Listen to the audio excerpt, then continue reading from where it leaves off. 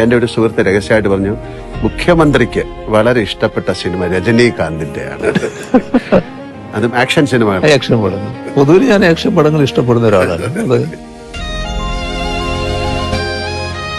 ഏതെങ്കിലും ഒരു cinema scene അത് അങ്ങ് യഥാർത്ഥ ജീവിതത്തിൽ പ്രയോഗിക്കാൻ ശ്രമിച്ചിട്ടുണ്ടോ, സാധിച്ചിട്ടുണ്ടോ? അല്ല, അങ്ങനെ ഞാൻ ചോദിക്കാറില്ല.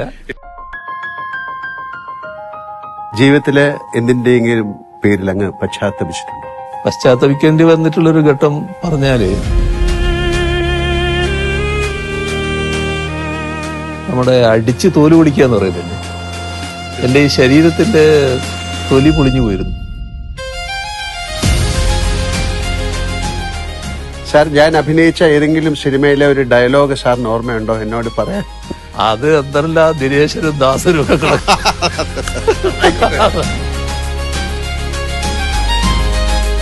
എന്റെ കേരളം, അങ്ങയുടെ കേരളം, നമ്മുടെ കേരളം.